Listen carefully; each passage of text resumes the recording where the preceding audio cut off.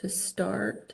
And then later after the meeting, in the next day or so, the meeting will be posted on Metro's YouTube channel for anyone who may have wanted to attend but couldn't. So that recording will be available. All right. So let's dive in. And first, I just want to apologize for our technical difficulties that we had on February 9th when we tried to hold this meeting.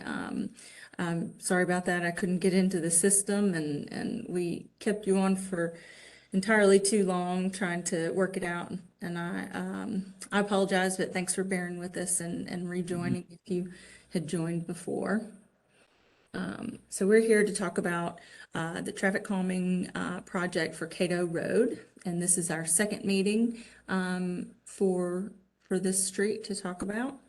I'm going to do a little bit of background information, talk about the 3 E's of traffic calming, and we look at education, enforcement, and engineering. It all goes together to achieve some slower traffic speeds on residential streets. But our main focus through this program is the engineering. So the engineering of the street, and how do we modify or change the street to encourage and get slower vehicular speeds. So traffic calming, we address traffic calming on residential streets, and these are physical solutions that reduce speeds. And we're really looking for slower speeds over a significant length of street, not just a spot improvement here and there. And this kind of falls under Nashville's Vision Zero action plan. And that's a goal that the city has to achieve zero fatalities or serious injuries on our streets through crashes and things. So we're trying to slow vehicles down on residential streets to improve safety.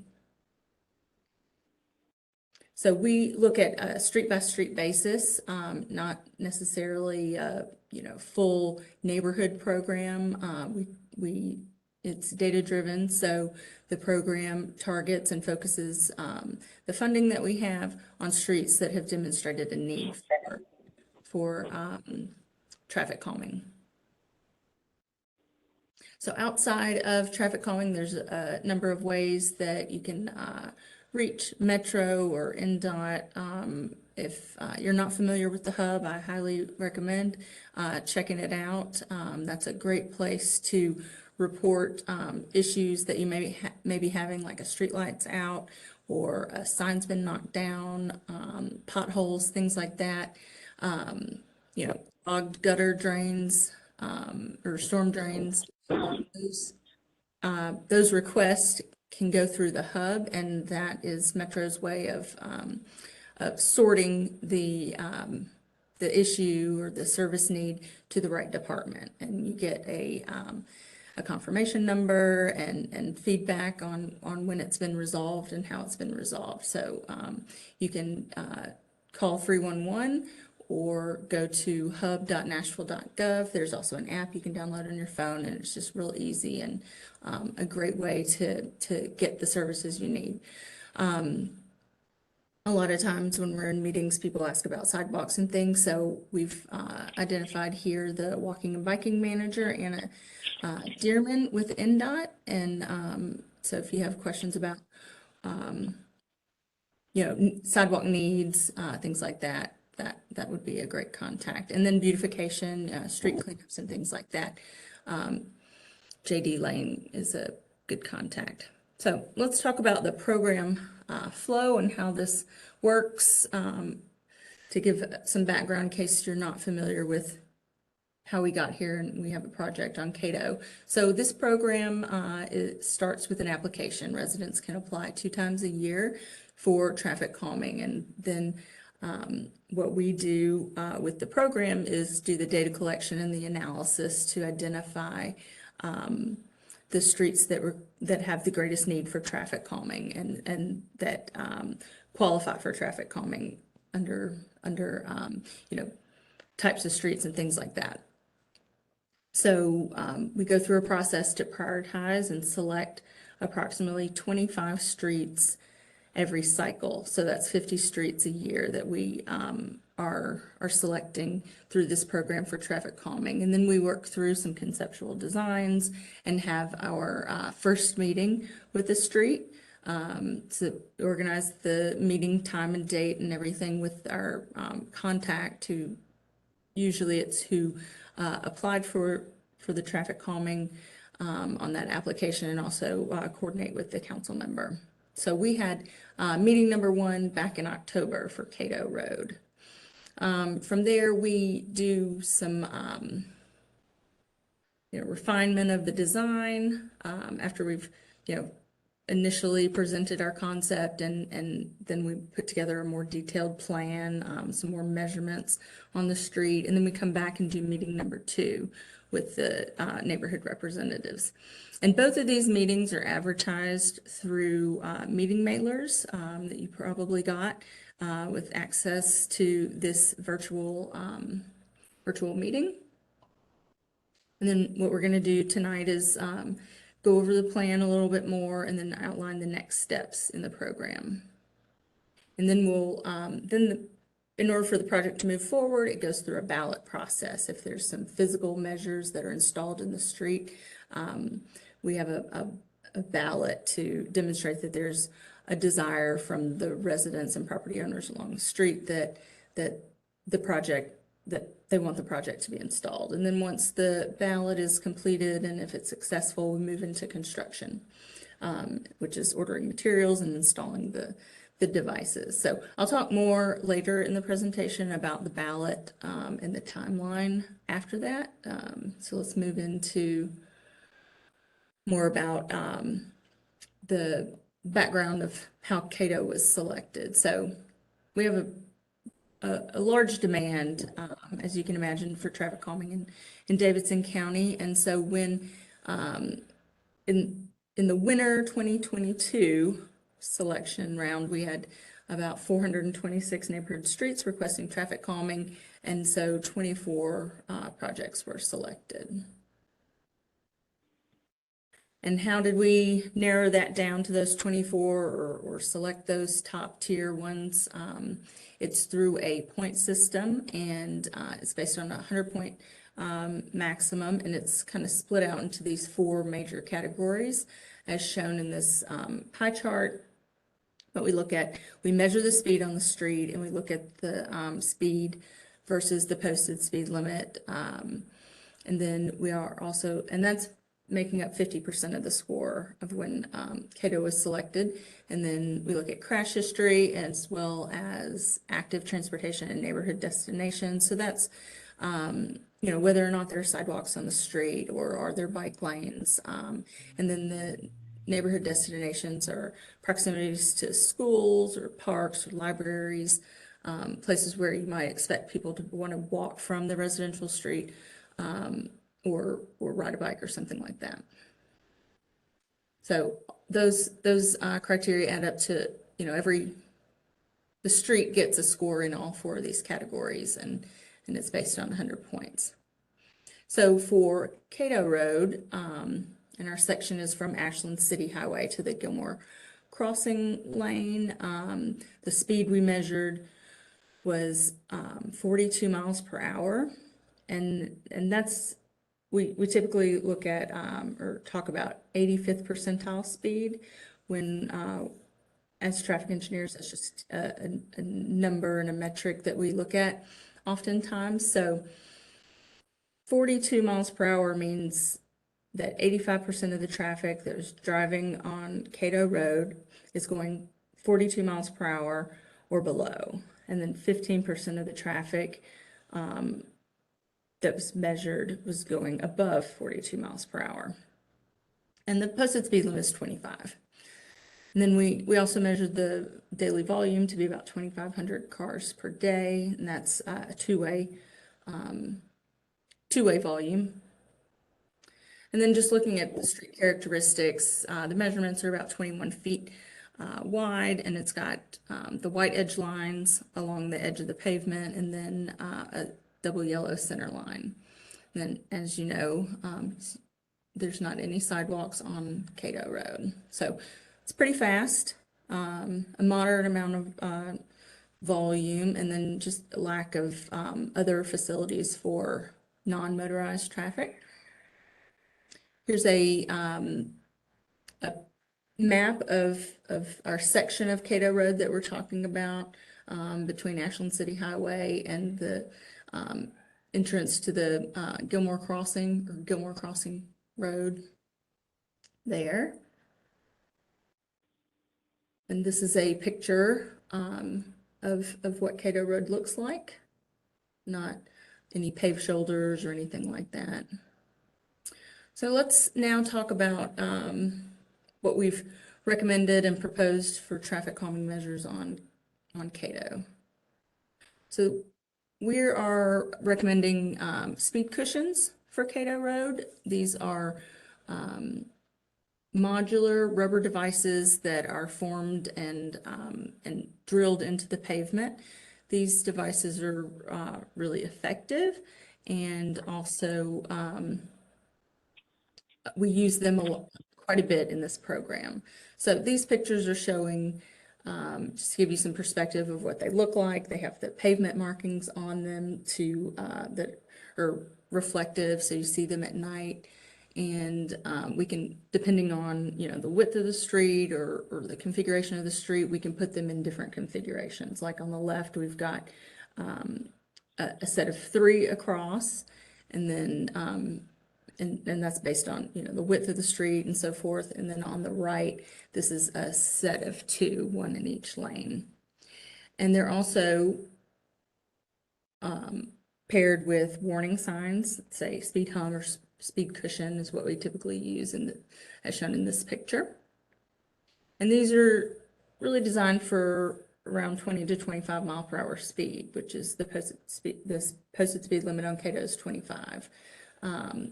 So they'll be paired with warning signage, and then we place them in a series. So we're not just putting one on a street and then nothing, because we would expect drivers to maybe slow down to go over that one device and then pick their speed back up to whatever they're comfortable driving at. So we put them in a series to encourage a consistent speed along the length of the street that we're doing the project on. So in this case, we typically look at anywhere from 300 to 600 feet of spacing. We do have a lot, limitations on some streets that we have to look at that keep us from putting them as close as maybe we would want to.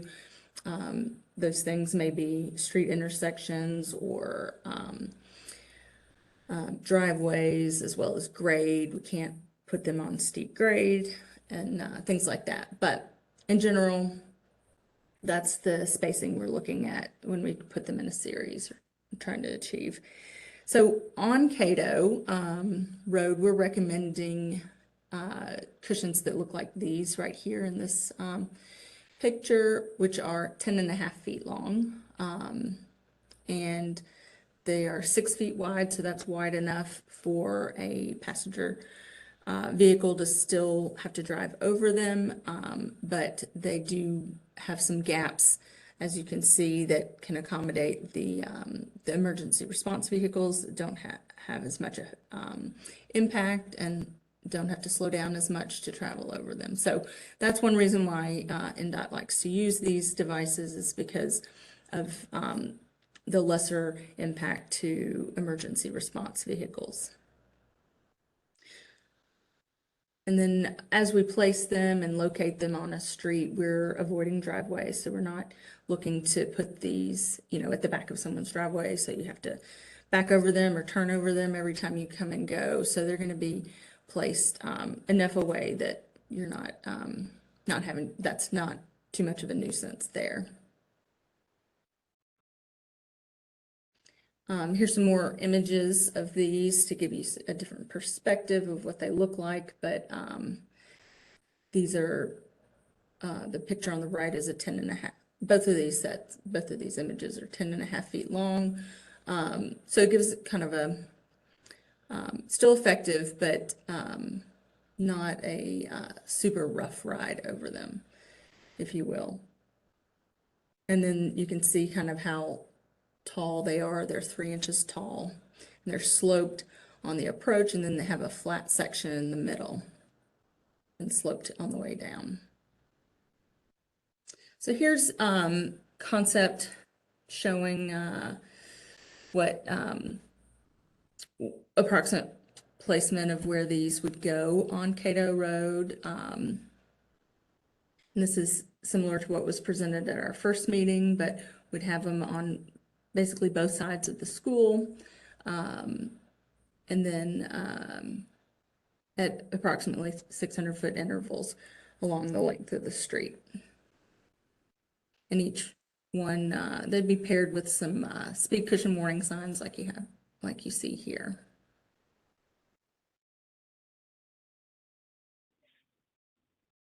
So we also have more detailed plans. I'm just going to breeze through, so you might be able to, see a little bit more about perspective of where it might be close to your home if you live on these streets. So we are working from the left side, so the south side of the street, towards the north, towards Briley Parkway, as I scroll through these sheet sets.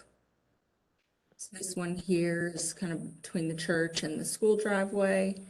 And then on the other side of this road, that's also called Cato Road, I believe. So that's another one there.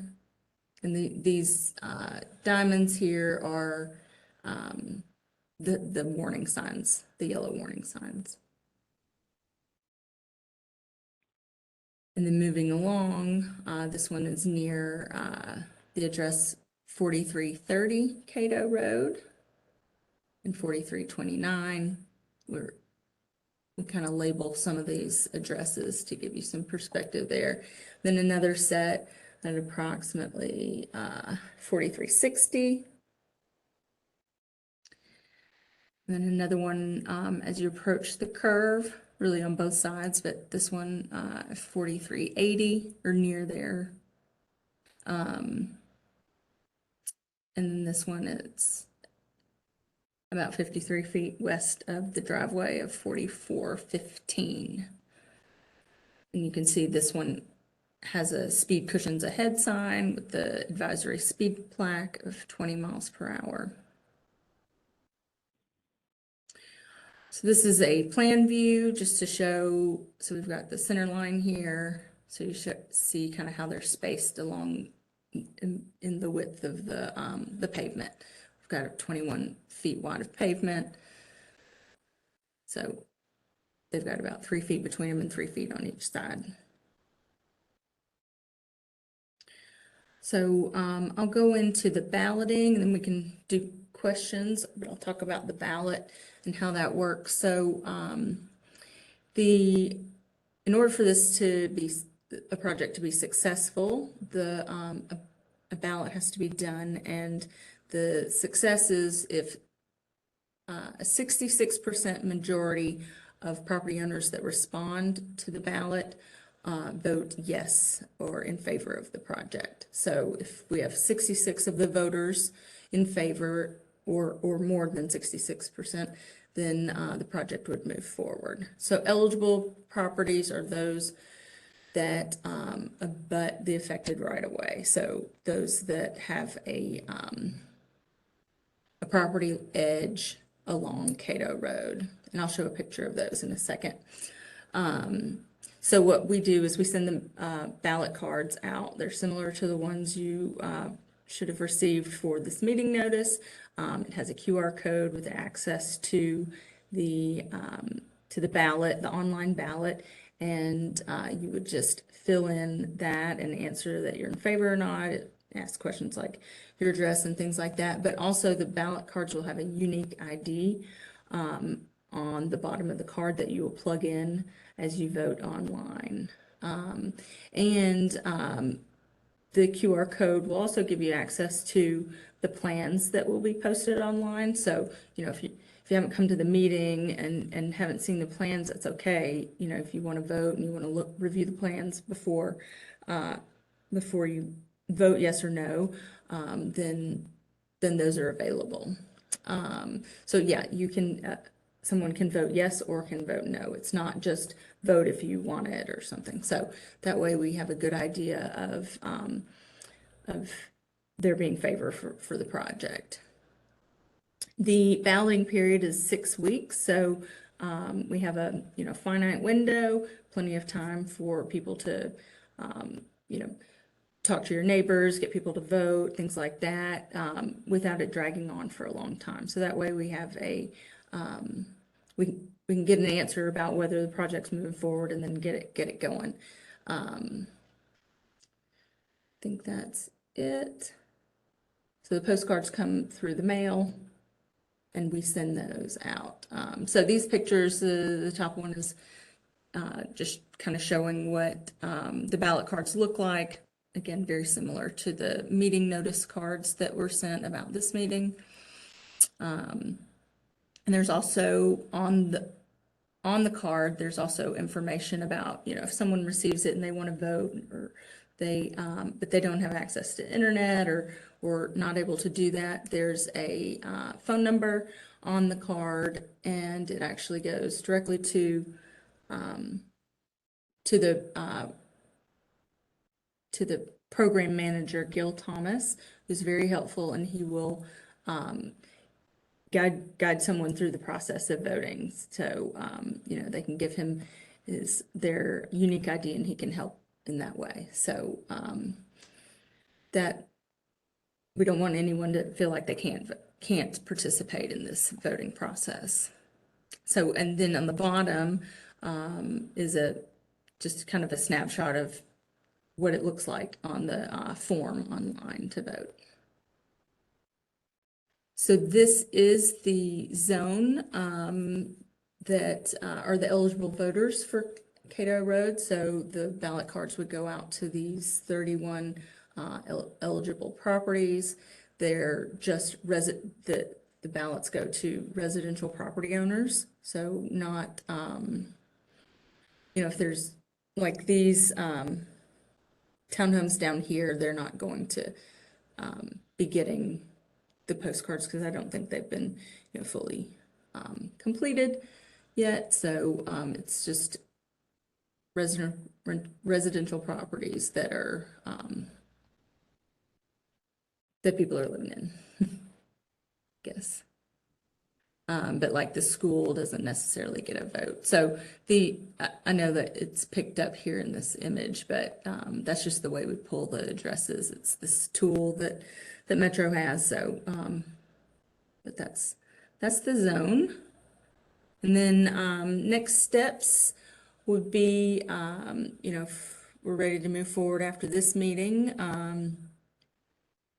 based on those that are on the call, your feedback, NDOT, we would send the mailed postcards out for the ballots in the next 2 weeks. Those should be received, and then the 6-week balloting period starts, and the ballot cards will have the closing date of the ballot. So when you receive it, you know when it ends, and then if it's successful, we'll move forward with ordering the materials. Those can take 3 to 4 months to receive. We don't have a stockpile of these materials because we're installing them all the time. So we just order them when a project is ready to move forward, and then it takes 2 or 3 months or 4 months to get those installed. Weather dependent, things like that come into play, but we work with the on-call contractor to get those done as quickly as we can. But we try to be realistic with our estimates here on how long it takes after we're done with the balloting. So I'm happy to flip back to any of the slides if anyone has any questions about the program, the process, the plan that's been proposed. And I'm also showing my contact information here, and as well as Gil Thomas, who is the program manager. And so he will usually send out a kind of update a week before a ballot closes to give our contact who is typically the person who applied for traffic calming, or whoever our contact is at the time, and the council member, an update of what the status is of the ballot before it closes, in case anyone's interested in knowing that status. So I'll just pause here, and if there's any questions, I'll be happy to answer them. Or you can put them in the chat as well.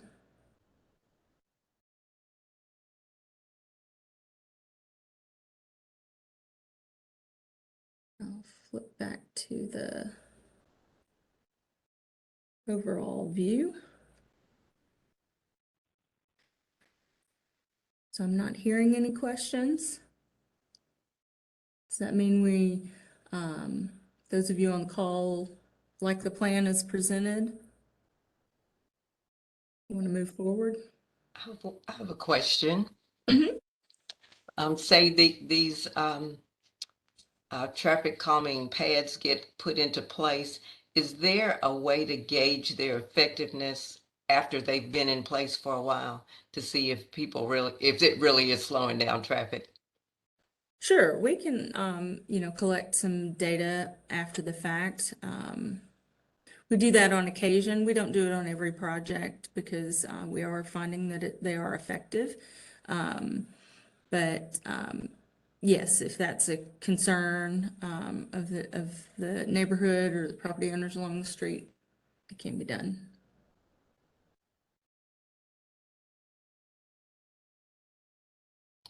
Thank you. You're welcome. Any other questions?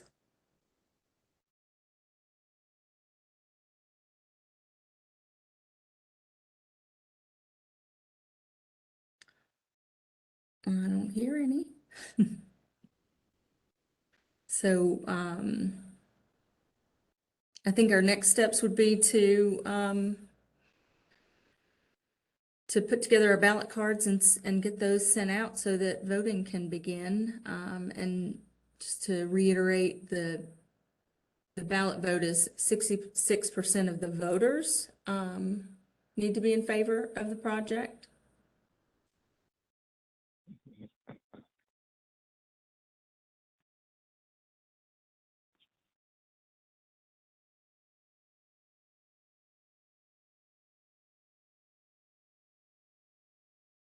All right, let's see.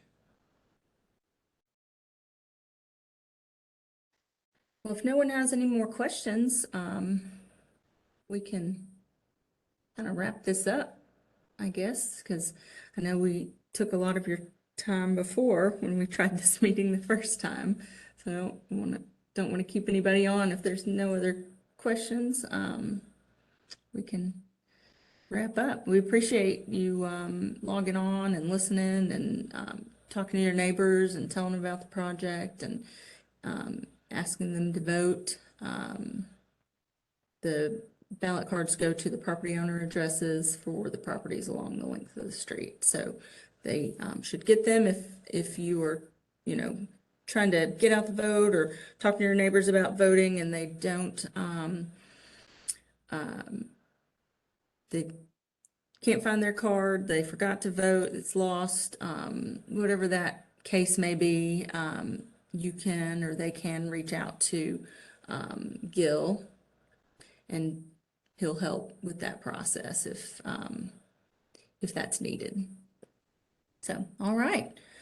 I'll let everyone go and have the rest of your evening. Thank you so much for participating, and we'll get those ballots going with this plan. Thank you. Thanks, everyone.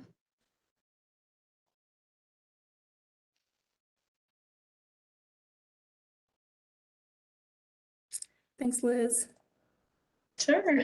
Good job. I took one note, so went well.